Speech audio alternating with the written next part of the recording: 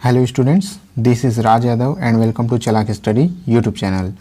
तो आज की इस वीडियो में हम लोग जीके का एमसीक्यू नंबर 6 यहाँ पर करने वाले हैं। ठीक है, हम लोग इस सीरीज़ में टॉपिक वाइज क्वेश्चन कर रहे हैं, टॉपिक वाइज एमसीक्यूज़ कर रहे हैं और आज का टॉपिक है मौर्यकाल। इससे पहले हम लोगों ने मौर्यकाल का एक और वीडियो बनाया हुआ है जिसमें उसके पूरे टॉपिक को मौर्यकाल के पूरे काल को जो है कवर नहीं किया गया था, इस वजह से इसका पार्ट 2 यहाँ पर हम लोग लेकर आए हैं। ठीक है, तो हम लोग एमसीक्यू नंबर 6 कर रहे हैं। इससे पहले नंबर 5 तक हम लोगों ने कर लिया है।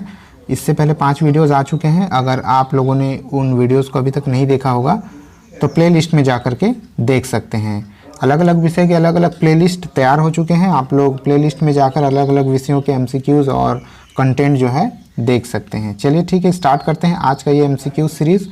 तो सबसे पहले हम लोग देख लेते हैं क्वेश्चन नंबर 51। इससे पहले 50 क्वेश्चन किए जा चुके हैं, आप लोग प्लेलिस्ट में जाकर के देख सकते हैं। क्वेश्चन नंबर 51 है, कौटिल्य के अर्थशास्त्र में किस पहलू पर प्रकाश डाला गया है? ऑप्शन है आर्थिक जीवन, ऑप्शन बी है राजनीतिक नीतियाँ, ऑप्शन सी है धार्मिक जीवन और ऑप्शन डी है सामाजिक जीवन। आपको बताना है कि कौटिल्य का जो बुक है उनका लिखा हुआ अर्थशास्त्र, जो कि बहुत ही फेमस बुक है, उसमें किस पहलू पर इसमें से प्रकाश डाला गया है। तो आपको बताना है कि इन चारों में से राइट आंसर कौन सा होगा। ठीक है, वीडियो को पॉज करके अपना आंसर देते चलिए। तो आपका जो राइट आंसर होगा वो हो जाएगा ऑप्शन नंबर बी, राजनीतिक नीतियाँ। ठीक है, तो इनका जो बुक है अर्थशास्त्र, नाम उसका अर्थशास्त्र है, लेकिन उसमें राजनीतिक नीतियों के बारे में बहुत ही डिटेल से लिखा हुआ है। जो भी राजनीतिक तंत्र है, ठीक है, राजनीति से संबंधित बातें उसमें लिखी गई है। आगे बढ़ते हैं क्वेश्चन नंबर 52।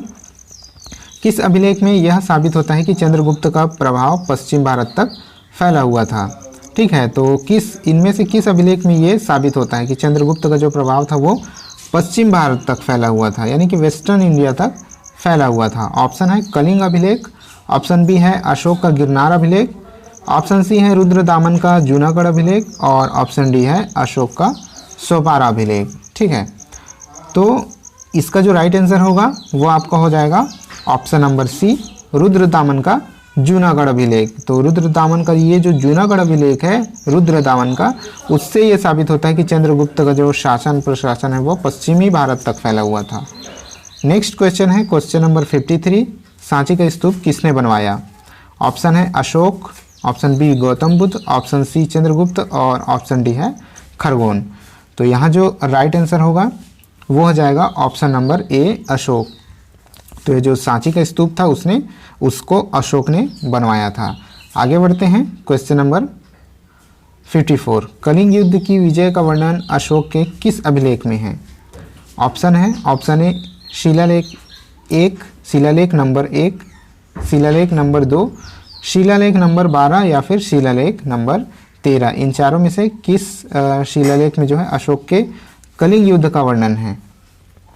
तो यहाँ जो राइट आंसर होगा वो हो जाएगा शिलालेख नंबर 13। ठीक है, तो ये जो है right answer option number D यहाँ पर हो जाएगा।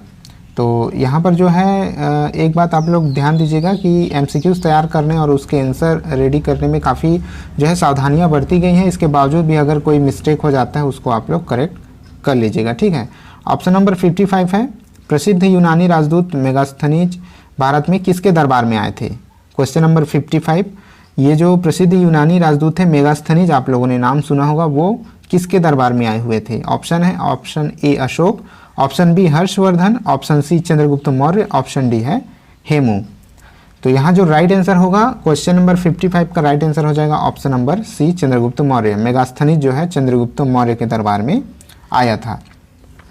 आगे बढ़ते हैं क्वेश्चन नंबर 56 है, श्रीनगर की स्थापना किस मौर्य शासक ने की थी? श्रीनगर की स्थापना किस मौर्य शासक ने की थी? अशोक ने, बिंदुसार ने, चंद्रगुप्त ने या फिर दशरथ ने?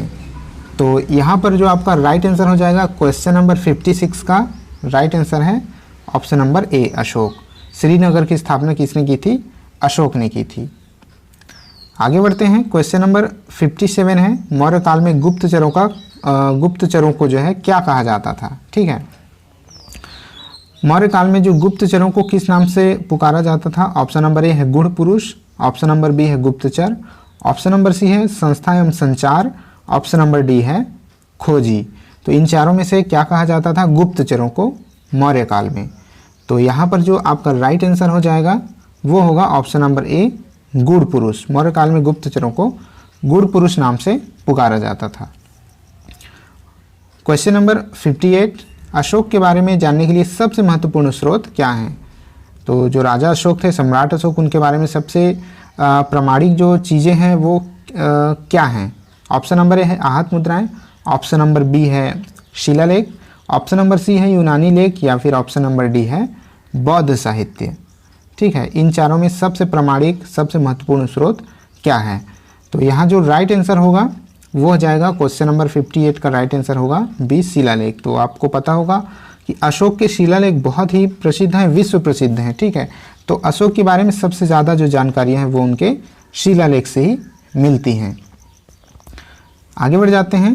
क्वेश्चन नंबर 59 है यहाँ पर, अशोक का अभिलेख भारतीय उपमहाद्वीप के बाहर भी पाया गया है। निम्नलिखित में से किस देश में यह पाया गया है? तो जो भारत के बाहर भी, भारतीय उपमहाद्वीप है उससे बाहर भी अशोक के शिलालेख पाए गए हैं, उसके अभिलेख पाए गए हैं, माफ़ कीजिएगा, अभिलेख जो हैं। तो आपको बताना है कि इनमें से किस देश में वो अभिलेख पाया गया है। ऑप्शन नंबर ए है अफगानिस्तान, ऑप्शन नंबर बी है चीन, ऑप्शन नंबर सी है बर्मा, या फिर ऑप्शन नंबर डी है नेपाल। तो यहाँ जो क्वेश्चन नंबर 59 है उसका राइट आंसर हो जाएगा ऑप्शन नंबर ए अफगानिस्तान। ठीक है, ये जो ऑप्शन नंबर ए है वो आपका राइट आंसर होगा। आगे बढ़ते हैं। क्वेश्चन नंबर 60 है यहाँ पर, कौटिल्य द्वारा रचित अर्थशास्त्र कितने अधिकरणों में विभाजित है? तो ये जो फेमस पुस्तक है कौटिल्य, ठीक है, या फिर आप इनको चाणक्य कह सकते हैं, इनका जो फेमस बुक है अर्थशास्त्र वो कितने अधिकरणों में विभाजित है? ऑप्शन है option number A 11, option number B 12, option number C 14, या फिर ऑप्शन नंबर डी 15। तो यहाँ इस क्वेश्चन का जो राइट आंसर है, क्वेश्चन नंबर 60 का राइट आंसर जो होगा वो हो जाएगा ऑप्शन नंबर डी, यानी कि 15। तो अर्थशास्त्र जो है 15 अधिकरणों में विभाजित है। तो ठीक है, आज के लिए इतने ही MCQs थे।